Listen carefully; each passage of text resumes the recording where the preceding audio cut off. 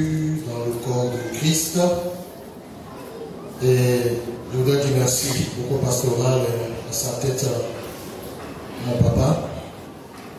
Pour ceux qui ne savent pas, je disais un jour ici, c'est lui qui m'a baptisé depuis les années 86, dans une eau glaciale, dans un village au cœur de la forêt. Nous étions environ 6. Et puis bon, je l'avais trouvé à Boaké. À Boaké, j'ai aimé une jeune fille que je voulais à tout prix marier. À cette époque, l'appel du Seigneur, je l'ai reçu en 83. Mais je fuyais. À Boaké, je suis tombé amoureux. Ne tombez jamais amoureux. Essayez de tomber amoureux en marchant sur vous. Soyez amoureux, mais restez debout. Moi, je suis tombé amoureux. Il m'a dit, mon petit, il faut laisser l'affaire des femmes là. Regarde l'appel de Dieu sur ta vie. Après, tu vas voir ça. J'ai dit, mais le vieux, il me veut quoi enfin? Il a eu raison. On dit, un vieillard assis voit plus loin qu'un jeune homme arrêté sur une table. Un beau matin, la jeune fille m'a dit, toi, on est plus ensemble. J'ai fait 4 ans avant de me remettre.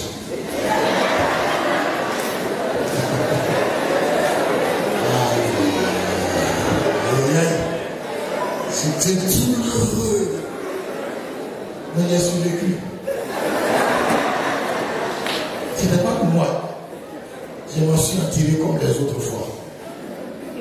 Et puis, j'arrive à Abidjan, je le trouve encore. Comme il a été pasteur dans la région, à Bengourou, dans mon village.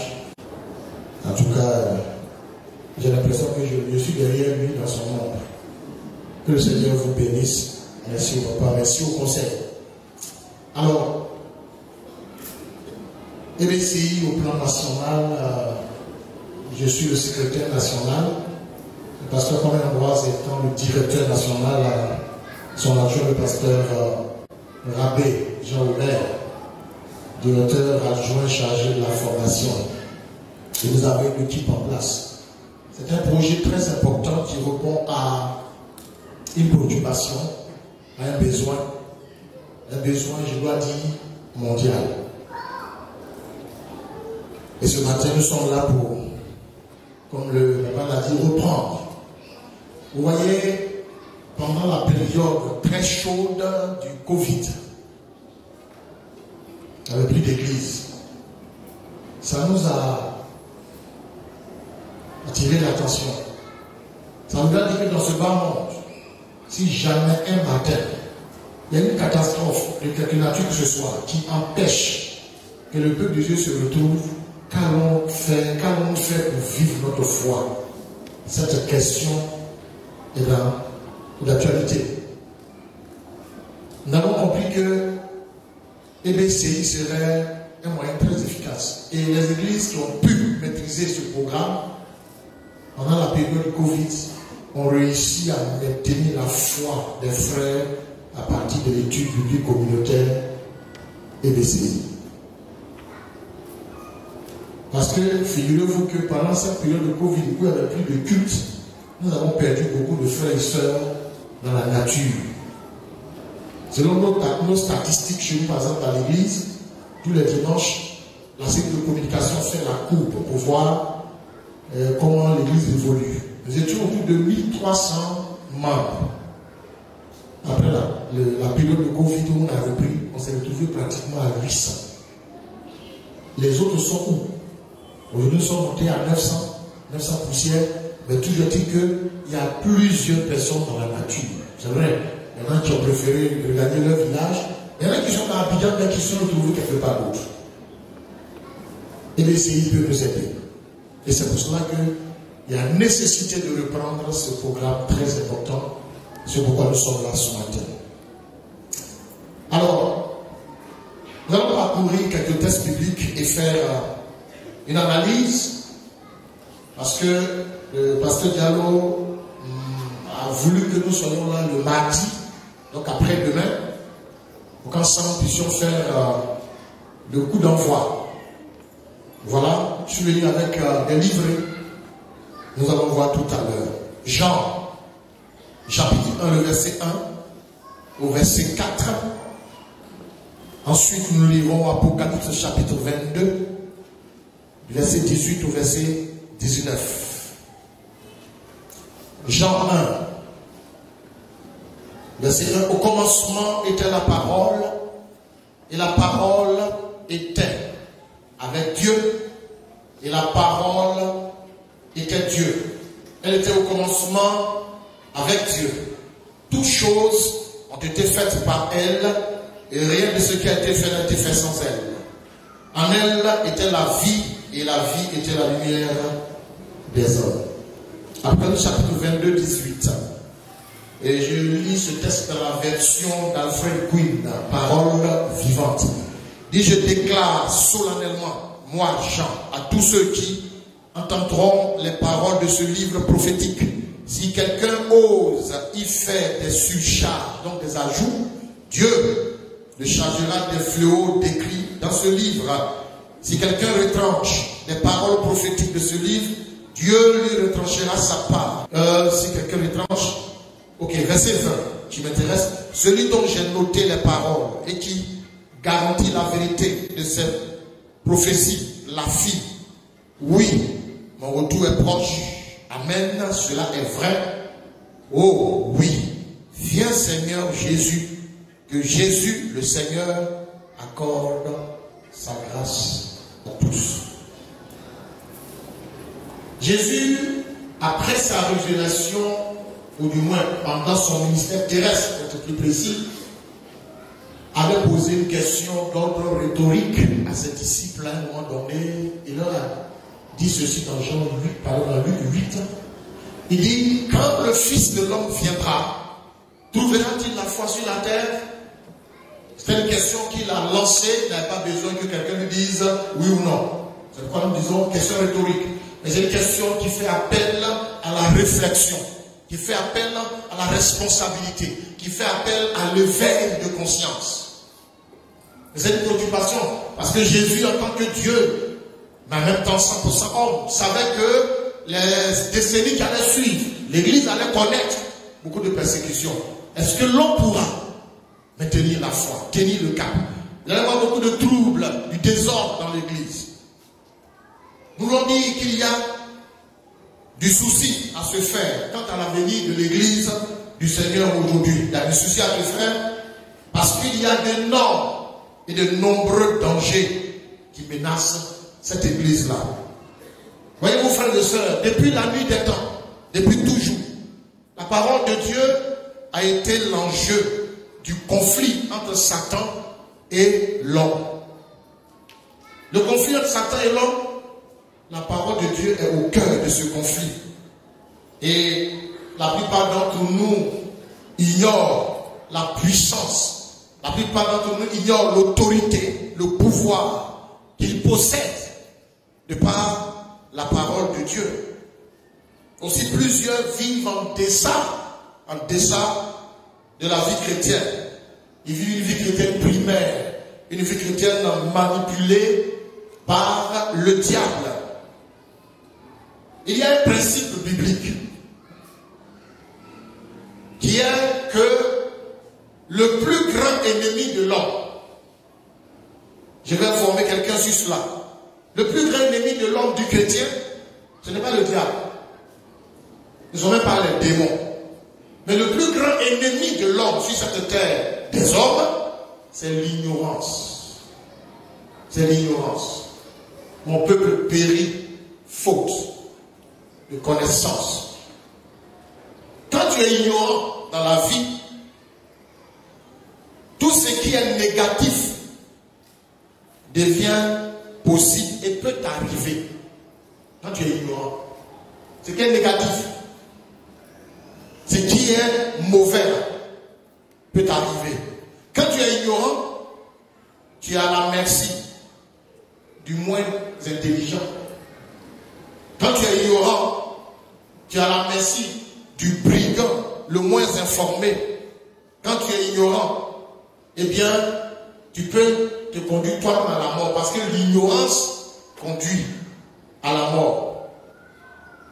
Dans le langage hébraïque, c'est-à-dire en hébreu, le mot ignorance, l'hébreu ou les hébreux, dans leur langage, ce mot-là a la même racine que le mot ténèbres, mais les ténèbres absolues. Quand vous lisez Genèse chapitre 1, on dit les ténèbres couvraient la surface des eaux. Donc l'ignorance peut couvrir quelqu'un et le perdre dans les ténèbres. Donc pour chasser l'ignorance, il faut que la lumière soit. C'est pour cela que Dieu dit que la lumière soit, que les ténèbres dégagent, pour qu'il y ait clarté, lisibilité, transparence. Et là où il y a la clarté, la lisibilité, la transparence, il y a forcément la vie. Que la lumière soit.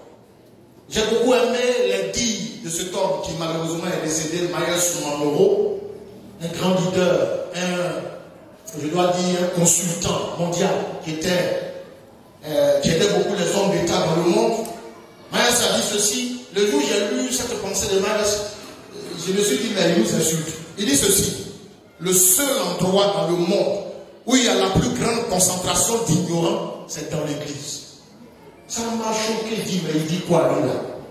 Comment il peut dire ça? La plus grande concentration d'ignorants dans ce bas monde-là, ce n'est pas dans les cabarets, ce n'est pas dans les fumoirs, ce n'est pas dans les boîtes de nuit, mais il dit dans l'église.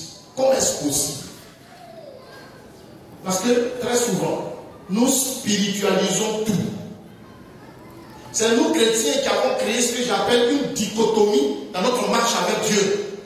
Une dualité. C'est-à-dire, on a divisé le monde en deux. On a trouvé que ceci est charnel. Dieu n'est pas dedans. Et puis ça, là, Dieu est dedans. Mais c'est que nous disons que Dieu n'est pas dedans. Qui a créé le monde? Qui est l'auteur du monde? Vous ne croyez même pas. Il y en a qui savent que c'est Dieu qui a créé le monde. Ils croient à la théorie de Richard Darwin qui nous parle de l'évolutionnisme du Big Bang. Dieu est le créateur du ciel et de la terre. Au commencement, Dieu créa ciel et terre. Les deux référentiels dans lesquels l'être humain vit. Mais nous avons choisi de dire ici là c'est charnel, ici là c'est spirituel. Et là où on dit c'est charnel, le diable et ses démons se sont accaparés, ils ont placé leurs argent et nous subissons les dictats de ces gens-là aujourd'hui. On n'est pas dans la politique, on n'est pas dans la justice, on n'est pas dans l'armée, on n'est nulle part. On n'est pas gynécologue, mais si on est gynécologue, il regarde toujours nos femmes. Vous voyez comment ça m'énerve. C'est donc ridicule. De quoi Dieu, ils font raquettage. Mais tu n'es pas là-bas. Souvent même le frère qui est là-bas, lui aussi il raquette, il est faux.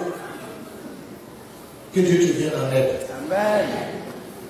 La parole de Dieu, frères et sœurs, est la seule source et le seul fondement de toute vie et de toute existence. La parole de Dieu.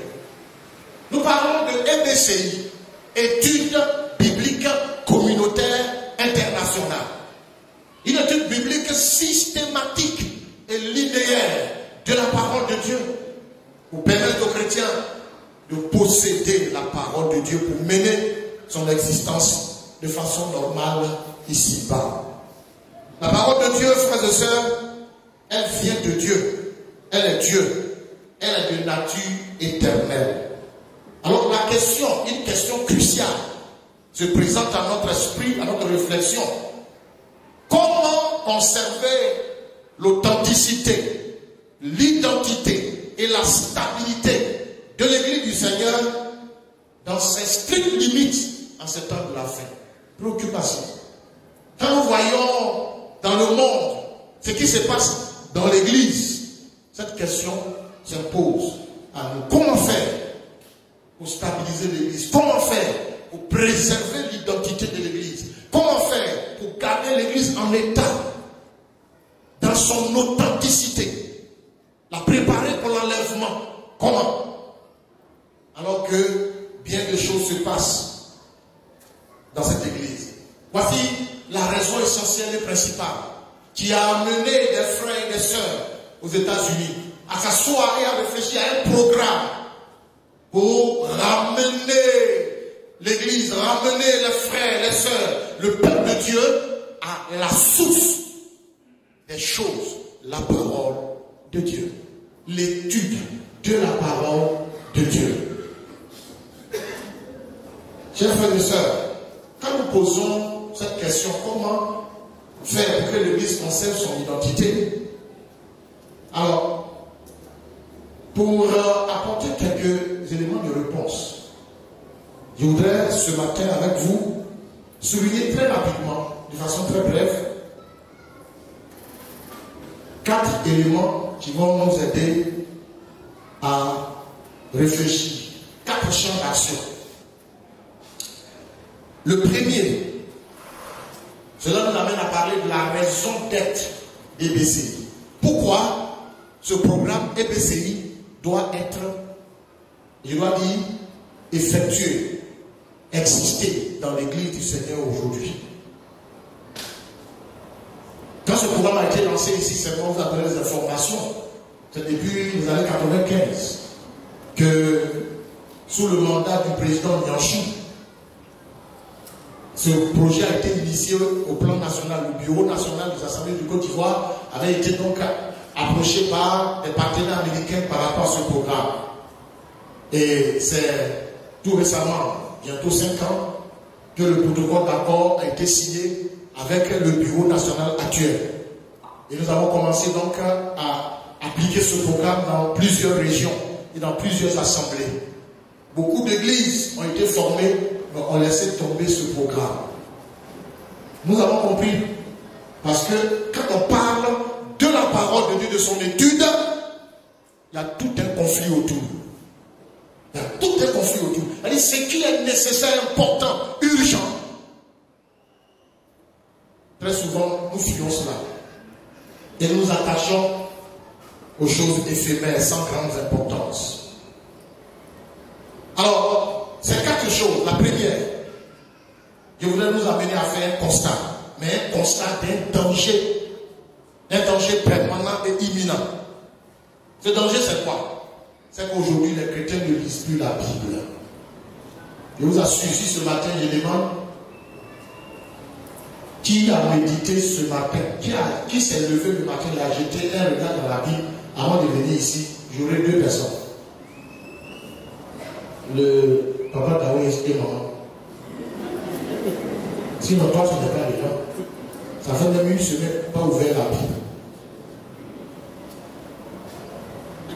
Maintenant, si il dit soulever la Bible, c'est que même tu comme moi, on va soulever des portables. Mais avant que ce que j'ai dit soit dans cet appareil, j'ai au moins 20 versions de Bible dans ma bibliothèque. Toi, tu en as combien? Ta Bible, même toutes les pages sont sorties, on est arrivé au milieu en saut. Chers frères et sœurs, les chrétiens ne lisent plus la Bible. Voilà ce que l'apôtre Paul dit. Dans 2 Timothée 4, verset 3. Car il viendra un temps où les hommes ne supporteront pas la saine doctrine, mais ayant la démangeaison d'entendre des choses agréables. Autre chose que la parole, ils se tourneront une foule de docteurs selon leur propre désir, détourneront l'oreille de la vérité et se tourneront vers les fables. Nous sommes là, dans ce contexte, dans cette période. Les chrétiens préfèrent écouter ce que dit n'importe qui sur les réseaux sociaux, le net, les médias, les télévisions, les chaînes chrétiennes. On écoute beaucoup de choses, mais j'ai vous dire une chose. La plupart de ces chaînes chrétiennes, quand moi, pasteur, quand je m'assois et puis je regarde et j'écoute, beaucoup de ces grands prédicateurs, entre guillemets, ne font que de la psychologie. L'évangile n'est pas prêché. L'évangile de Jésus, dans sa simplicité, n'est pas prêché. On va vous apprendre comment vivre sa vie ici, dans ses relations humaines et tout ça. Mais ce qui amène au salut est légèrement voilé.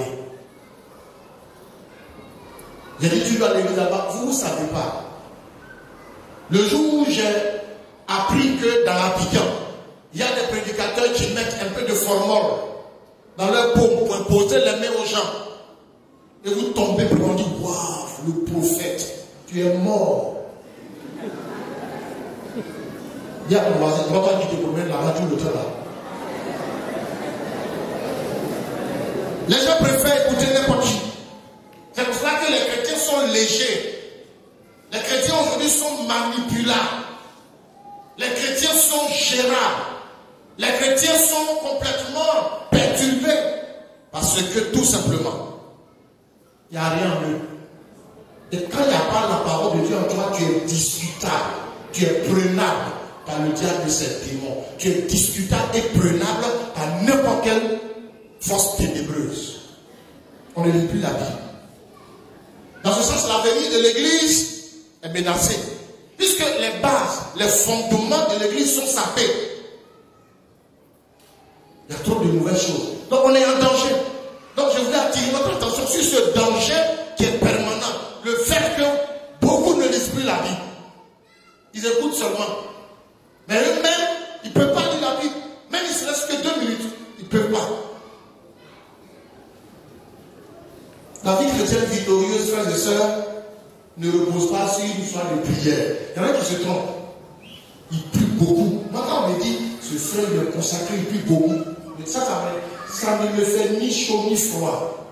Parce qu'en matière de prière, il y a les hommes de prière et puis il y a les prieurs. Ce n'est pas la même chose. Un prieur, il peut se mettre ici. Moi, je fais ça. Dans mes débuts d'apprentissage du ministère prestataire, il y a des moments où je me lève, je me mets à genoux. De minuit, je me relève le lendemain minuit.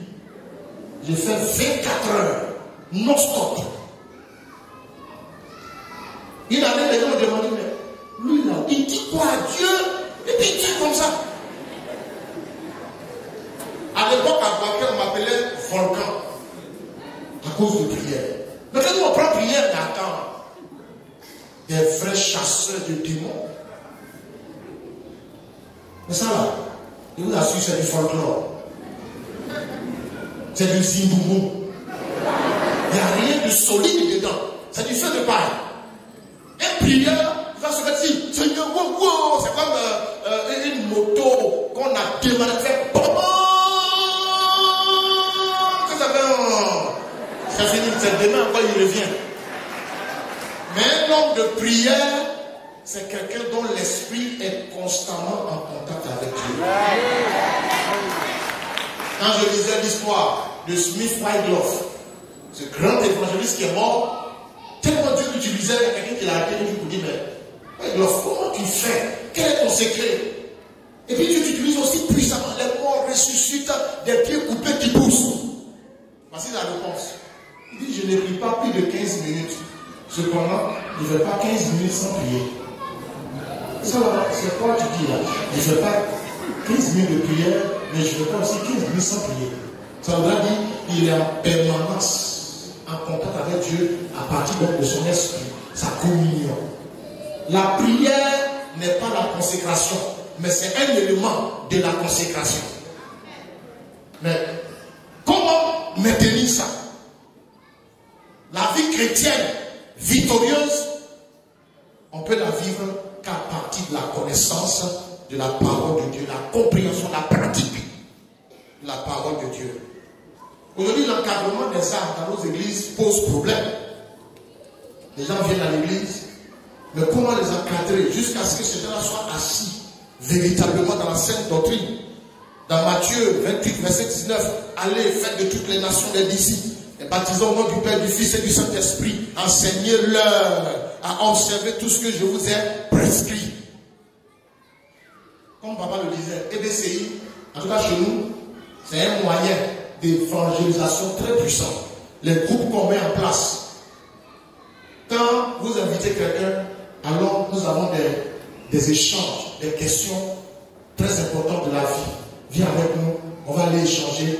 Parce que quand quelqu'un vient à l'église, quelquefois il est mal à l'aise. Alors quand vous invitez quelqu'un, vous l'introduisez dans votre groupe. Le groupe devient son encadreur en même temps.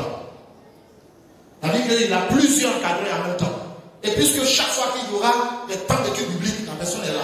La personne se convertit et elle s'affermit dans la parole de Dieu. Vous lui donnez d'avoir des bonnes habitudes. de la lecture de la parole de Dieu. Il va avoir la joie de lire la Bible. Un tel chrétien, il sera solide, il ira loin. L'encadrement se fait, l'évaluation se fait dans les groupes et l'encadrement se fait dans les groupes. Après, on les reverse au département d'éducation chrétienne pour faire les cours de base, baptême et puis bon, on les déverse dans le département pour servir Dieu. Cette compétition, il faut la faire ici. Si vous êtes 10, débrouillez-vous avant la fin de l'année, vous devenez fin, on éclate. Et l'église avance. Ce gros bâtiment doit être rempli. Quelqu'un dit amen à ça. Deuxième élément, j'ai dit 4. Deuxième, c'est la contrefaçon subtile des Écritures aujourd'hui. La contrefaçon. Voici un autre problème dans l'église qui nous oblige à trouver des mécanismes, des méthodes d'étude de la parole de Dieu. Beaucoup de gens font dire à la Bible ce qu'elle n'a jamais dit. Jamais. Dans 1 Timothée 4, verset 1, il dit cependant, l'Esprit déclare clairement que dans les derniers temps, plusieurs se détourneront de cette foi parce qu'ils prêteront l'oreille à de beaux parleurs qui leur présenteront des doctrines inspirées par des démons, séduits par l'apparence pieuse de ces prédicateurs d'erreur. Ils deviendront victimes des discours mensongers de ces imposteurs dont la conscience est aussi insensible que si elle avait été cautérisée, c'est-à-dire grillée. Nous avons une foule de prédicateurs qui foisonnent les rues d'Abidjan, mais qu'est-ce qu'ils enseignent? Beaucoup d'entre vous ne maîtrisent pas la théologie. Quelqu'un va lire un texte, va vous dire quelque chose pour vous comme ce qu'il a dit. Ça fait tomber quelqu'un quelque part, vous croyez que c'est vrai. J'étais cette semaine à Dabou en tant qu'orateur d'une convention régionale AOC où je disais aux femmes, parce que j'ai arrivé, vous dites pasteur quoi? Wow, elles ont pensé que j'allais faire tomber les gens. Et dit ça, j'ai fait derrière dedans. À l'époque, à l'hôtel d'Ivoire, tous les lundis, on ramassait les gens comme des mouches. On dit toi là-bas, pas, voilà, ça cassait les chaises. Mais je me suis assis et Dieu m'a dit, mon petit, tu vois que c'est à cela, moi je t'ai appelé. Regarde bien. On peut inviter un orateur ici, feu, flamme. Il va se mettre ici. Il va commencer à parler. Quelqu'un va dire au fond de la salle, Dieu t'a appelé. Ça, c'est les femmes. Tomber ici, tout. Tu plais comme ça, on va les ramasser. Demain, on vient encore, c'est les mêmes. Après-demain, c'est les mêmes. Et puis, quand la semaine spirituelle est finie, le mardi qui suit, papa, il y aura 15 chrétiens dans l'église. Tous ceux qui ont bavé, pleuré, qui ont crié ici, qui ont fait des larmes, ils sont où? Parce que pour moi, quelqu'un qui a été visité par le Saint-Esprit de cette façon, mais il est réveillé. Il est le premier à l'église. Quand Dieu m'a fait observer ça, j'ai dit, attention, il y a problème. Tout ce vacarme-là, est-ce que c'est de l'authenticité? Sommes-nous pas en train de faire du folklore? Dieu m'a dit, enseigne mon peuple. Parce que sachez-le, les grandes églises de 20 000 membres, de 25, de 50 000 membres, quand on parle de ce Nigérian où son église, son temple fait 4 km, il dit bien 4 km, Dieu du soir, ils sont au moins 30 000. Ils sont au Nigeria là. Il faut voyager un peu. Ces églises-là, ce n'est pas parce que les gens tombent, Non. Ces églises sont puissantes. Deux choses, la formation et l'organisation. On forme comment? La parole. Une église est solide, puissante, quand les chrétiens sont assis dans la parole. Ils sont formés. Dans la société, dans le monde séculier, ils seront efficaces. À l'église, ils seront efficaces. L'église devient une salle de classe où ils viennent apprendre des leçons et le monde devient le champ d'application. C'est ça qui fait l'église. C'est pas le fait de faire tomber les gens. Je peux, ce matin-là, je dis bien je peux. C'est pas Dieu, hein. Je dis moi parce que quoi, je peux descendre ici là. Je vais commencer à vous parler d'une certaine façon, à agir sur votre sensibilité. Les gens vont tomber. Vous entendez? Qu'est-ce que j'ai fait? Je n'ai fait que motiver ta sensibilité. Est-ce que c'est Dieu? Vous prenez tout pour action du Saint-Esprit. Il y a la psychologie, la psychanalyse, tout. Et les gens utilisent tout ça aujourd'hui. C'est la contrefaçon. Et toi, tu es dedans. Parce que tu avales tout. Tu connais rien en matière de Bible. Et bien, s'il est venu pour que toi, tu apprennes à connaître la Bible. Il y en a, ils ont fui. C'est quoi LBCI? On voit même, il n'y a rien d'intéressant. Si ce matin, un prophète avait été invité par papa, on dit, c'est un scandale. Vous-même, les frères, là, vous n'allez pas avoir place ici. Vous serez sous des bâches. C'est les autres là qui seront ici. Dis à ton voisin, aime la parole de Dieu. Il y a du désordre qui s'est installé. Et c'est tellement subtil de la part du diable. Dans le monde évangélique, c'est pas possible. La Bible, on l'oblige à dire ce qu'elle ne veut pas dire, ce qu'elle n'a jamais dit. De toutes les façons, vous savez, dans ce monde-là, quelqu'un peut trouver tous les arguments bibliques pour détourner ses actions. Dans la Bible, là, tu peux trouver des versets qui vont t'encourager, même dans une bêtise. La Bible dit quoi? Ce que ta main trouve à faire, si vous avez trouvé vol. J'ai fait pire, la Bible dit ce que tu trouves à faire, le fait. Qui est tout femme? Je cherche. Qui est la musique que tu trouves à faire? Quelqu'un peut prendre ça. Et comme tu ne connais rien en matière de Bible, il va te mélanger la tête. Et tu vas croire. J'ai entendu un prédicateur indépendant qui dit, vous, Assemblée de Dieu, vous vivez l'éthique. Nous, on vit le ministère. Il dit, je bénis Dieu, que tu reconnais que nous, on se bat pour maintenir l'éthique. C'est-à-dire que la moralité, l'éthique, les choses claires, ça ne les intéresse pas. Eux, c'est le mouvement. Et nos chrétiens sont dedans. Dis à ton voisin, reviens à la maison. Reviens à la parole. L'évangile est tout simplement modernisé. Et tout tourne aujourd'hui autour du développement de soi. Il faut se développer sur la terre. C'est pas mauvais. C'est pas mauvais. Mais ce n'est pas l'essentiel. Ce n'est pas le principal. L'évangile d'abord. Et c'est le culte de la personnalité. Quand les gens viennent sur nos chaînes de télé ou de radio pour faire une annonce d'un programme, de la manière ils vont parler du prédicateur, Jésus même il quitte son trône, il disparaît, il se cache. Il est comme ceci, il est comme ça, il est ci, il est ça. Et quand vous regardez, une fois j'étais à la maison, on était devant la télévision, les enfants vont regarder un programme d'un prédicateur, je préfère taire son nom parce qu'ils sont en direct. Il faisait des choses. Mais les enfants, ils disent, papa, mais il ment, c'est un sorcier. Il dit exactement mes enfants, c'est un sorcier qui est là. Et ils peur de lui. C'est pas possible. Les gens, ils créent. Ça dit, tu vois sa façon de tenir son micro, de bouger sur scène, de faire des trucs comme ça. On dirait Dieu. C'est-à-dire, s'il voit qu'il va le chasser pour prendre sa place. Quand on va sur les chaînes, vous priez pour quelqu'un, on va mettre caméra sur lui. Mettre caméra sur lui. Une fois, sur des chaînes nigérianes, ça m'a fait mal. Un monsieur qui est venu, qui a un problème d'impuissance sexuelle. Ça, c'est des choses beaucoup trop intimes. Qu'on gère, même dans les bureaux, bien cachés. Le gars dit, tu es venu, ton truc là, tu n'es plus chargé. Mais il y a un chargeur pour toi ce matin. Il faut voir le pauvre. Il vient, c'est moi. Toi-même, ça ne va pas chez toi. Que diront tes amis, tes parents, ta pauvre femme? Tout le monde entier, et ce n'est pas seulement l'église amène, le monde entier te regarde. Tu n'es pas là, tu n'es pas quelqu'un. Tu n'es pas personne. Et le bonhomme, il prie pour lui. Il ne sait pas par quelle alchimie, le truc se lève. Le bâton de commandement. Et on filme ça.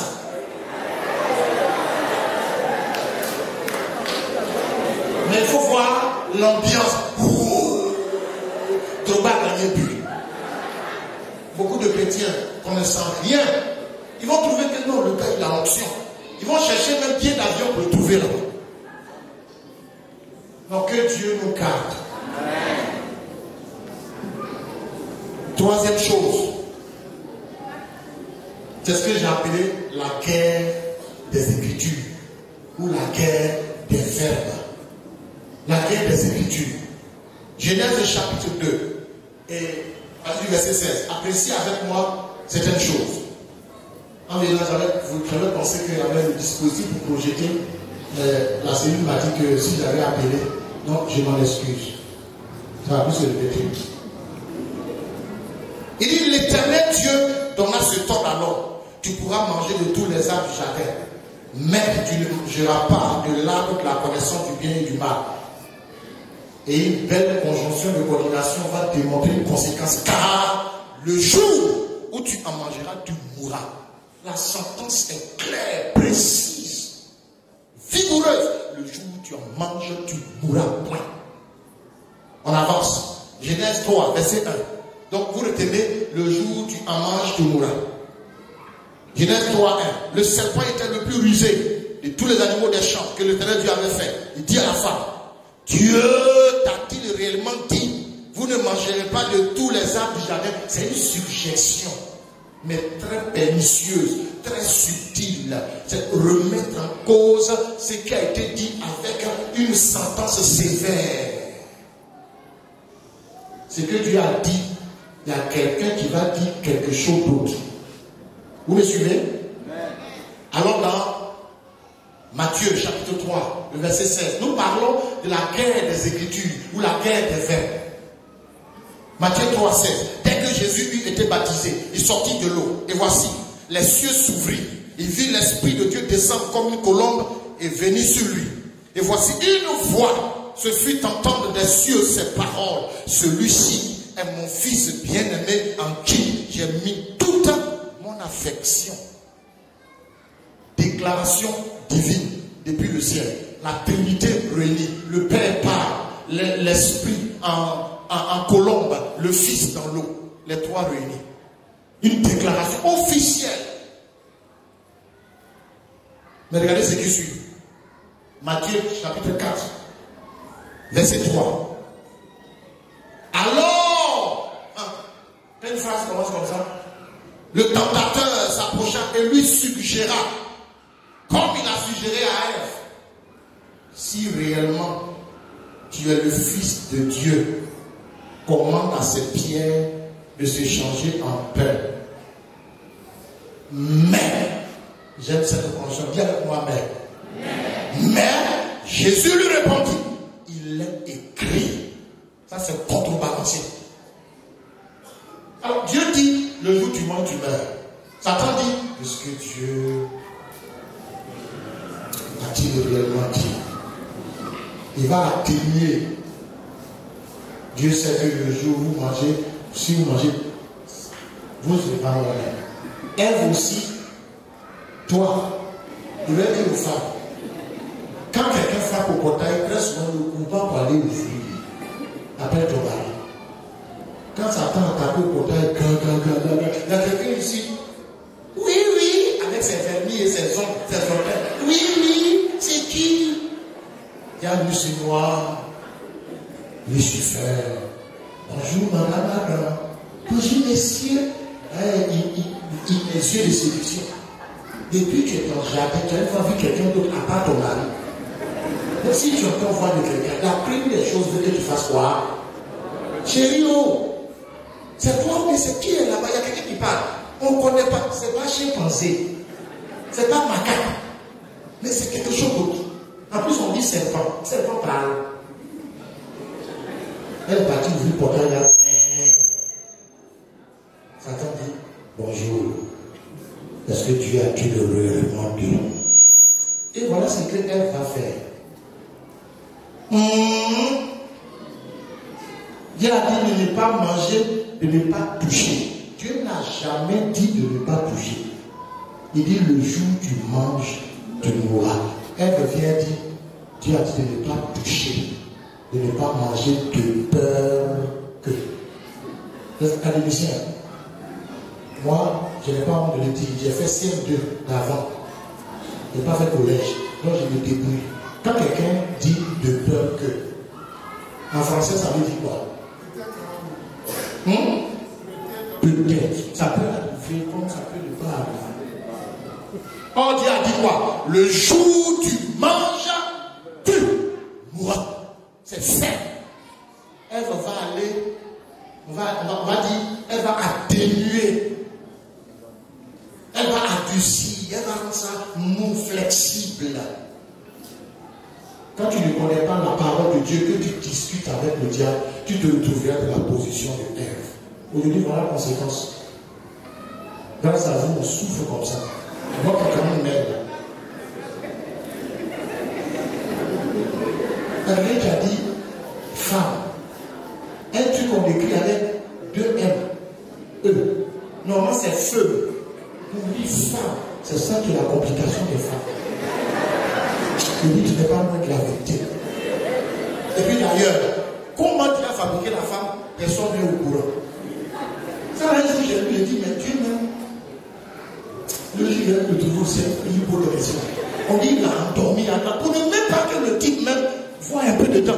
Il a endormi. Quand il s'est réveillé, voilà la femme. Lui aussi, cette fois-ci, voici votre maison, chère de ma chère. Tu sais d'où elle vient? Tu sais comment, quels sont les ingrédients? Et puis d'ailleurs, il a endormi Adam là. Adam a fait combien d'années? Parce que les théologiens, nos enseignants, voilà, un qui est assis là, nous a enseigné que les 6 jours de Genèse à la création, ce n'est pas 6 jours, 24 heures, mais 6 jours, on appelle ça en théologie, jour-époque. C'est-à-dire un jour correspond à une époque. Et une époque, on ne sait pas combien d'années ça compose. Quand on bascule vers l'apôtre Pierre, dans son livre, il dit, frère, n'oubliez pas que un jour est comme 1000 ans et que 1000 ans sont comme un jour. On fait des rapprochements pour dire, ce sont des hypothèses, certainement. Un jour époque. Cette époque-là peut constituer 1000 ans. Donc on dira 6000 ans Dieu a pu pour créer la terre. Je dis hypothèse. Ce n'est pas une affirmation. Il ne faut pas le dire dans le bassin par pression, il faut dire hypothèse. En théologie, on n'affirme rien. On fait des hypothèses. Maintenant, c'est le 6e jour que Dieu a créé l'homme. L'homme et la femme. Est-ce qu'elle va faire 500 ans avant d'apparaître? Elle a fait 200 ans. Sa fabrication, ça a pris du temps. C'est pourquoi les jeunes gens, soyez amoureux mais restez. Les jeunes gens, soyez amoureux mais restez.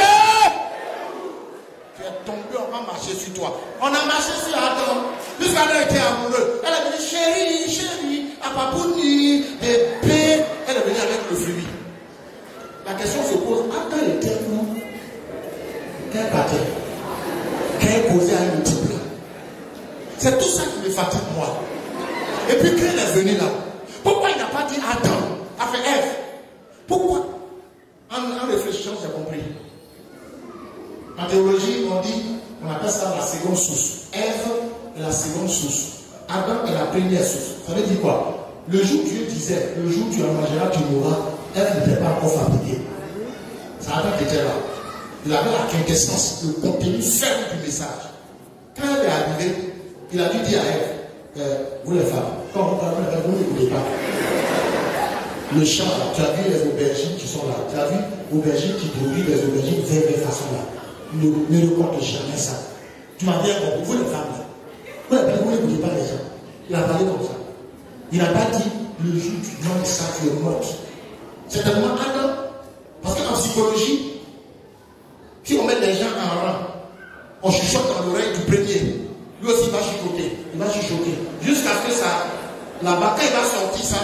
Ce qui a été dit ici, c'est la nuit et le jour. Ça qui fait les comméras, les www, point affairage, commer, point fr dans l'église. Il a dit ça. Quand lui aussi ça va, il paraît qu'elle a dit ça. On avait dit il, elle a dit elle dit ça. Et puis l'autre vient, ils ont dit ça. L'autre vient, nous avons dit ça. Finalement, on ne sait plus. Donc Ève est la seconde source. Donc elle va interpréter ce que son mari a donné comme information là, à sa convenance, de peur que. Mais qu'est-ce qui a amené à ça?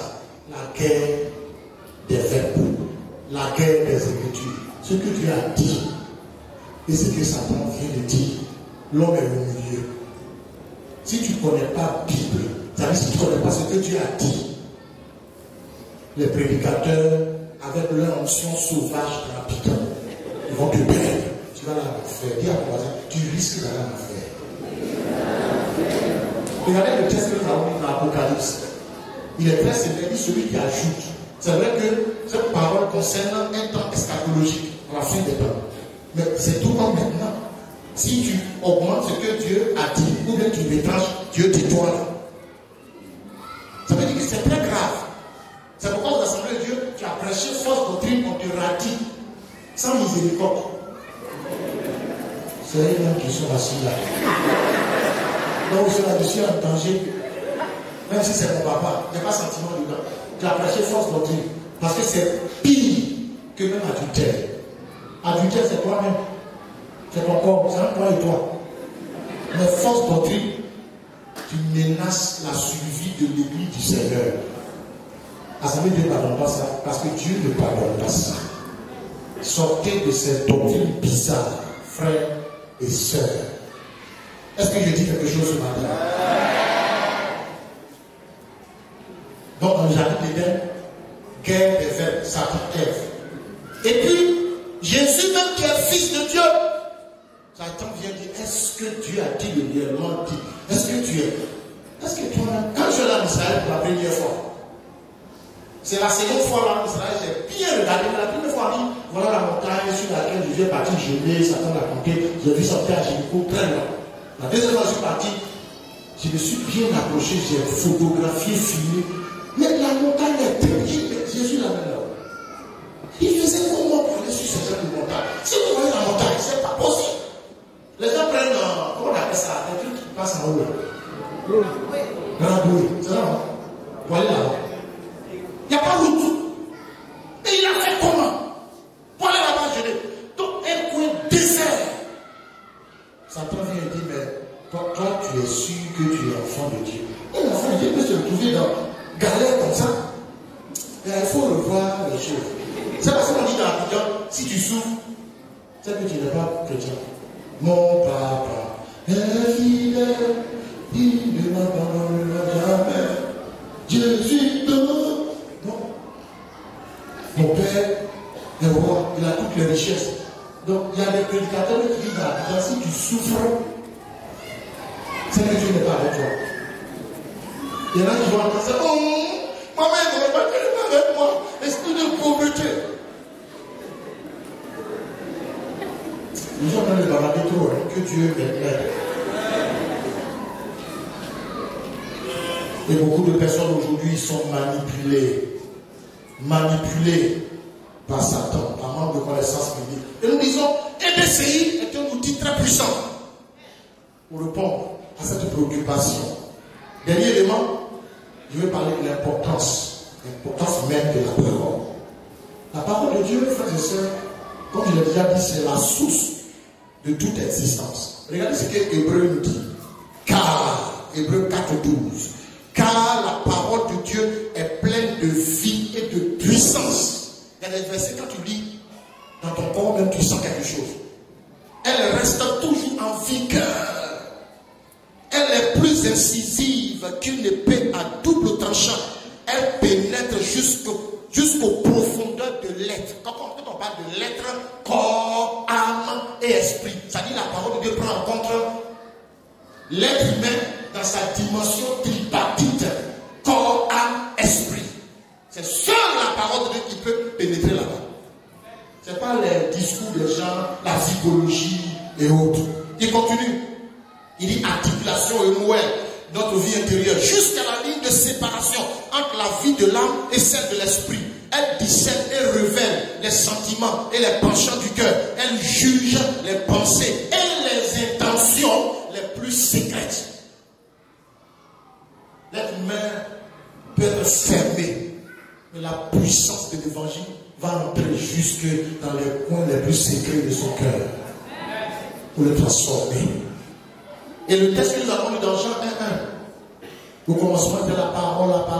Dans ce texte de Jean 1:1, il y a ce qu'on appelle les 7 attributs de la parole. Selon Jean, les 7 attributs de la parole. 1.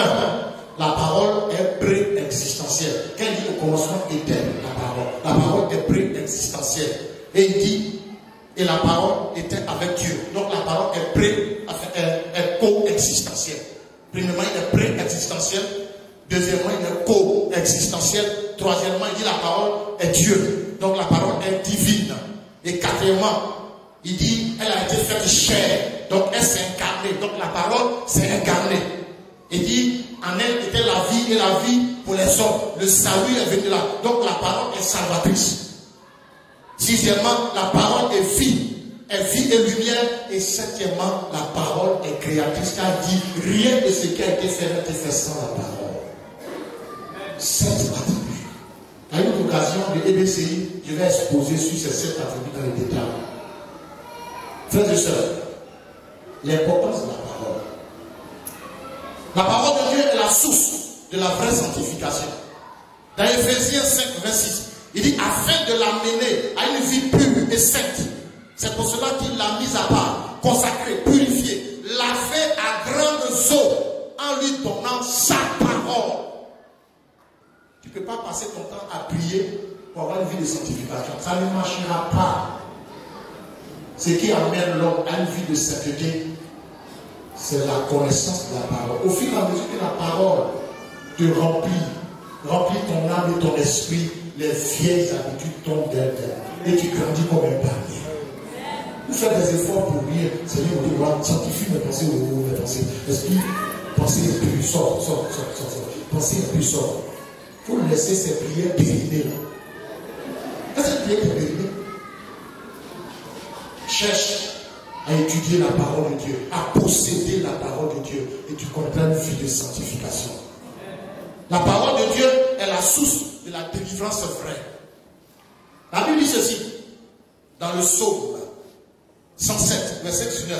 Dans leur détresse, ils criaient à l'Éternel, et il les délivra de leur angoisse. Il envoya sa parole, et les guérit, et les fit échapper de la force. La parole de Dieu est la source de la délivrance vraie. Il y a une fois dit dans une église que il y a des gens qui ont besoin d'être délivrés de la délivrance. C'est toujours, on va les délivrer. Toujours. Toujours. Il n'y a pas longtemps, on priait, il a tombé où? Les frères prient au climat. Il m'a arrêté. Il est là, elle est restée calme. Il dit, voilà, lève-toi. Elle s'est levée. Je dis, mais pourquoi tu te sens comme ça? Il dit, il n'a qu'à sortir. Il n'a qu'à sortir. Il n'a qu'à sortir. Tu nous fatigues, on va voir Hermine pour rien. Au nom de Jésus, à cause de quoi il dit, il ne fait plus ça. Donc il y a des gens qui vont faire ça quand même. J'ai 53 ans. Bon, mes pères sont là, mais quand même, à 53 ans, on ne peut plus s'arrêter à crier. J'ai mes enfants. Sois rempli de la parole. Un chrétien dont la parole est pleinement dans son esprit, dans son âme, c'est quel démon qui va entrer en lui? C'est aussi simple que ça. Quand on dit un chrétien ne peut pas être possédé, c'est ça. Quand ton esprit est rempli de la parole, ton esprit se nourrit de la parole. Pourquoi il y a des gens qui sont attaqués tous les jours? Quand tu les vois, ils marchent fiant.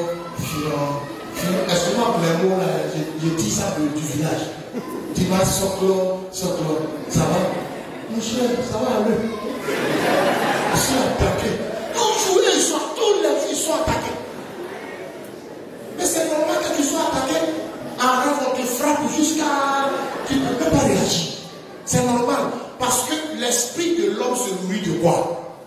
De la parole. Sachant que l'âme de l'homme, par définition, elle est abstraite. L'âme de l'homme, pas la papier. Donc quand on dit sorcier a mangé son âme, c'est un abus de langage. Sorcier ne peut jamais manger l'âme de quelqu'un. Si sorcier mange ton âme, au ciel, c'est qui on va juger là? Quelqu'un qui n'existe plus. Sorcier ne mange jamais l'âme de quelqu'un. Parce que l'âme ne peut pas t'attraper. L'âme est composée de 3 choses que la Bible appelle, avec les techniciens de la Bible appellent siège de la personnalité. C'est-à-dire intelligence, émotion et volonté. Ce sont les trois qui constituent l'âme de l'homme. La vie morale, la vie adamique dans laquelle nous vivons. Chantier l'âme de l'homme. Par contre, notre esprit, l'apôtre Paul l'appelle l'homme spirituel, l'homme intérieur qui a besoin d'être régénéré. La Bible parle d'ouvrir les yeux de notre cœur. Le mot cœur ici correspond à notre esprit. La Bible parle de votre entendement spirituel, les oreilles de votre esprit. Donc, en y réfléchissant, il semble que Paul, je dis bien, il semble que Paul est en train de vouloir nous enseigner que l'esprit de l'homme n'est pas abstrait. Lui, il a la manière, on a une tête, on a des bras, on a des pieds. L'esprit de l'homme doit être comme ça. S'il a des oreilles, il a des yeux, et tout ça. Tout ça. Je dis bien, il semblerait. Mais alors, puisque pour toi, là, il ne mange pas. Quelqu'un qui ne mange pas, il devient comment? C'est un Pinocchio. C'est un gringalet. C'est un chétif. Quelqu'un qui est chétif, on le frappe. Il ne peut même pas réagir. Cette fois, tu es attaqué. Bien, mon voisin, voilà pourquoi tu es attaqué. Nourris-toi de la parole. Que la parole soit en toi. Que ton esprit soit rassasié de la parole. Même en rêve, on t'attaque. Tu réagis et tu es victorieux. On est nous fatigués, pasteur. Priez pour moi, je suis attaqué. Parce que Dieu m'a appelé, je me fatigue. Je me fatigue là-bas, il dit, ou promener jusqu'à je suis attaqué. Il y a une soeur chez nous là-bas qui est partie donner sa tête à un dépendant qui lui a posé la main. Elle est revenue, elle a fait 1 an sans dormir. Ça encore, pasteur, qu'on doit aider. Seigneur, je suis fatigué. Il y a ma femme et puis il y a les enfants. Je dois gérer. J'ai demandé à Dieu de me donner 120 ans. Il y a 53. Il y a encore beaucoup. Non, ce n'est pas à cause de toi, tes témoins, il y a du mieux ça. Et j'ai dans nos aînés, ne vous fatiguez pas. Sois rempli de la parole. La parole de Dieu est source de la vraie onction. Les gens se prennent partout. Onction, onction. C'est quoi onction là-bas? Si je veux rentrer, si vous parlez, vous décrivez, vous donnez la définition de ce que c'est que l'onction. Vous allez cliquer sur supprimer et réinstaller. Onction, onction. Il n'y a pas d'autre onction que l'onction qui provient de la connaissance de la parole de Dieu. C'est l'onction la plus stable, l'onction qui instruit, qui enseigne et qui bénit. C'est l'onction qui vient de la connaissance de la parole de Dieu. Une onction sans connaissance de la parole de Dieu, c'est l'égarement. C'est des déviations. Beaucoup cherchent l'onction, mais ils sont vides. Ils ne font que dire ce que les autres disent. Eux-mêmes, il n'y a rien en eux. Que Dieu te vienne en aide. Regardez ce que la Bible dit sur ce sujet. Luc chapitre 4, verset 36. Ils tous étaient stupéfaits et se disaient les uns aux autres, qu'est-ce que cela signifie? Quelle puissance a la parole de cet homme? Il commande aux forces et aux autorités, il commande avec force et autorité aux esprits mauvais et aussitôt il s'enfuit. Les gens sont étonnés quand Jésus parle, mais sa parole a une telle puissance.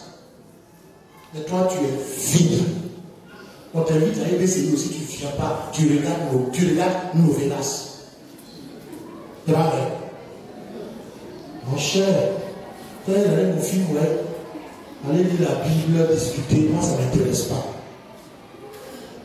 La parole, elle est source de bénédiction par la connaissance de ses principes.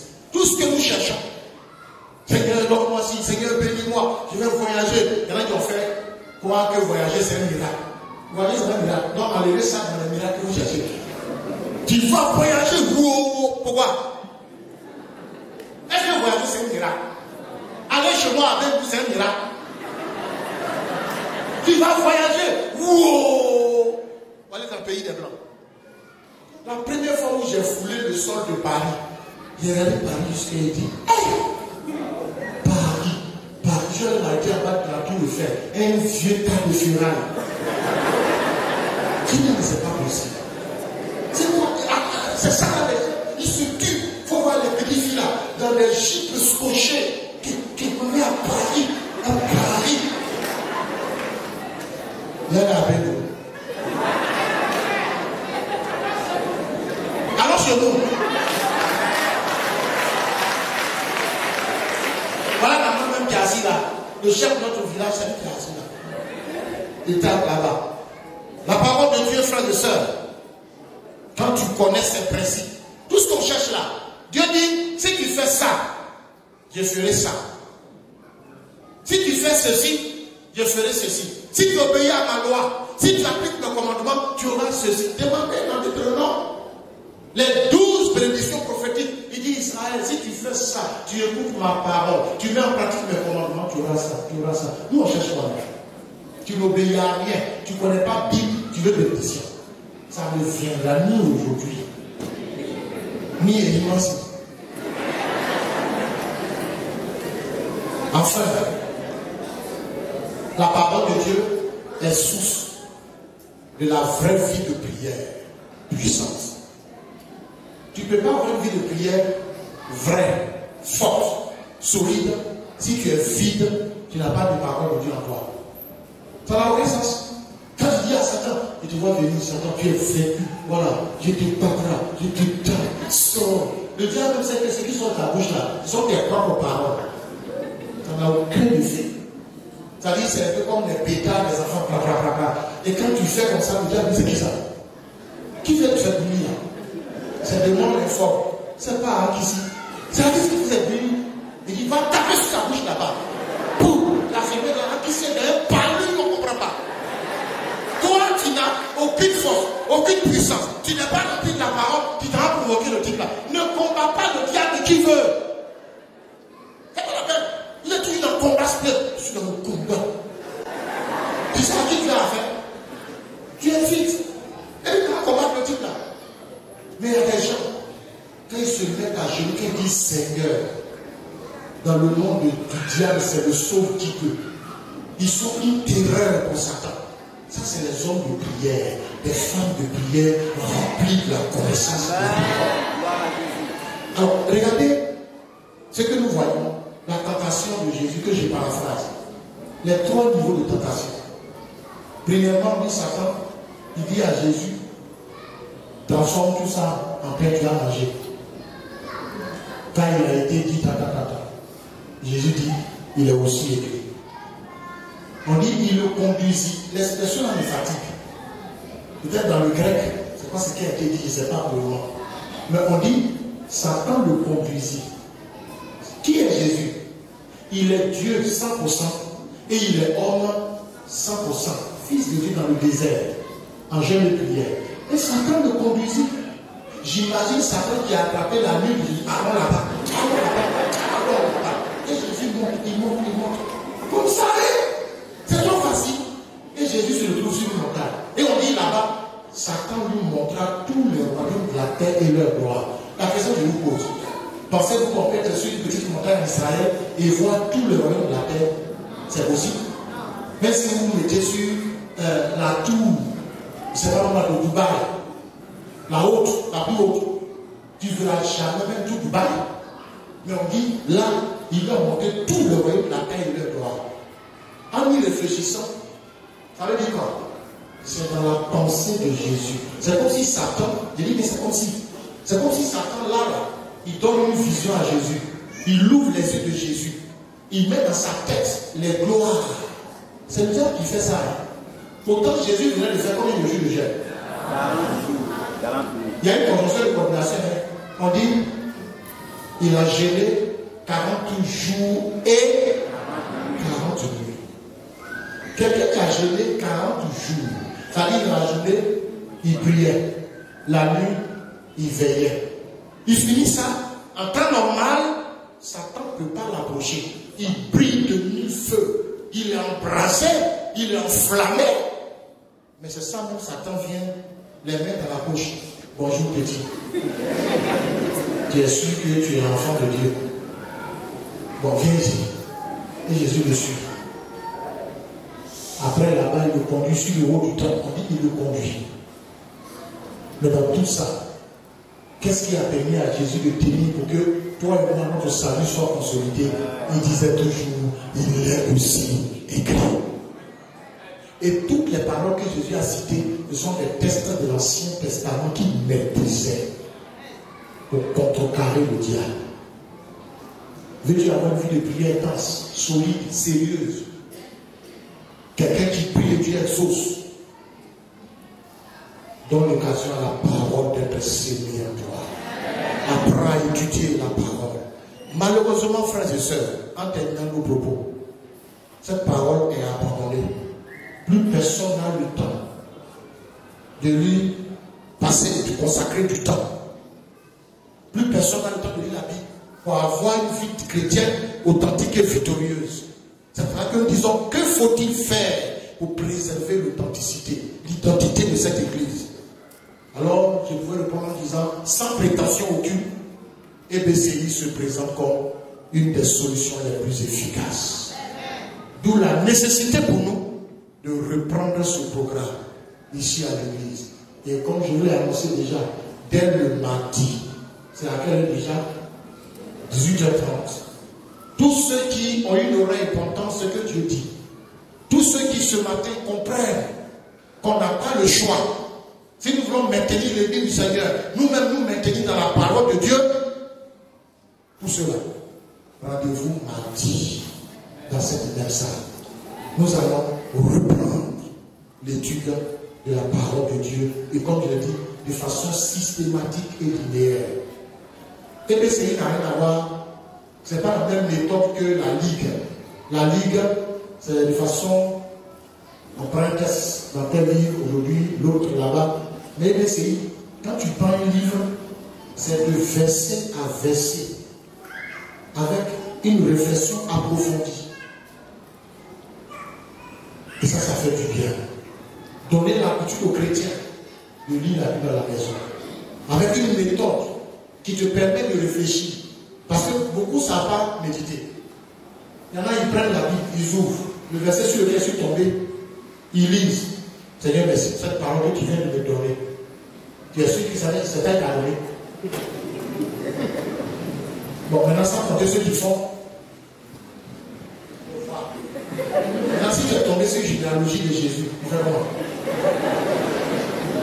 Parce que même généalogie, enseignement qui est dedans là, si on te donne ça maintenant, tu vas comprendre qu'il y a beaucoup de choses que tu rates. Généalogie, ça nous enseigne les origines de chaque être humain. Ce que tu es, ce que tes origines sont, c'est ce qui va conditionner ton futur. Tu vas prier encore pour Jésus. Frères et sœurs, la méthode de EBCI, alors j'ai envoyé 150 dès que j'ai eu tort. On va aller chercher demain le reste. Alors, donne-moi un exemplaire là où c'est coché.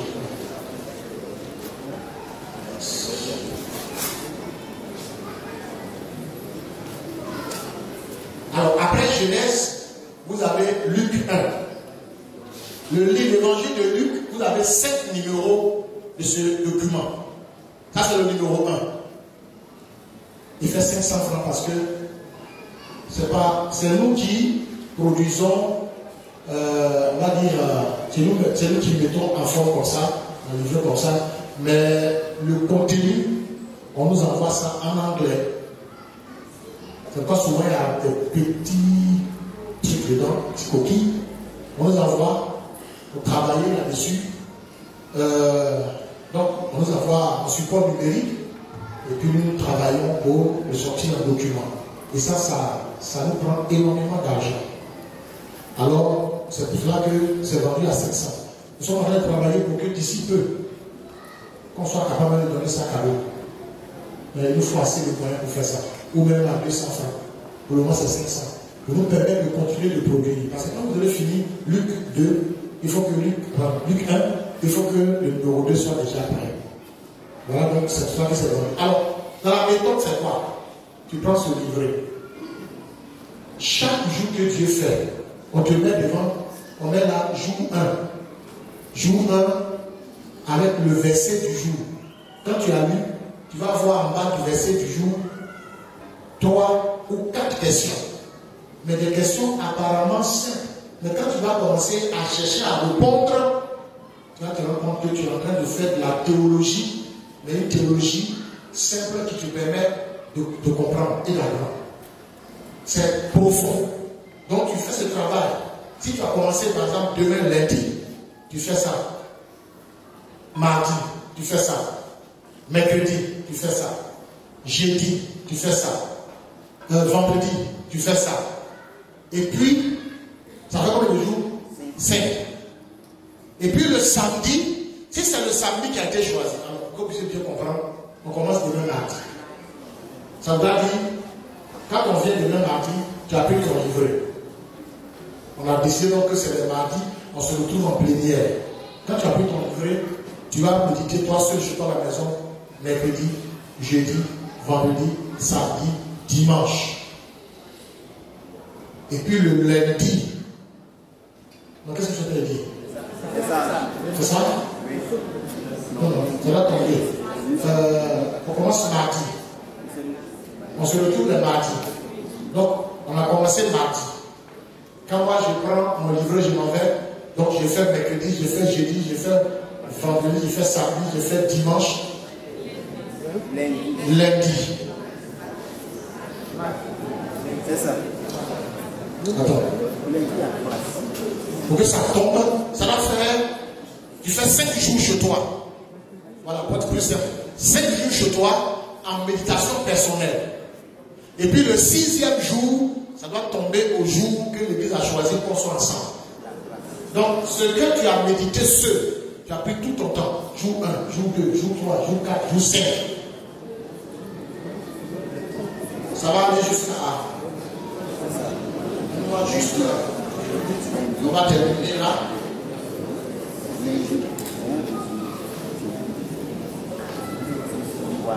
Ok.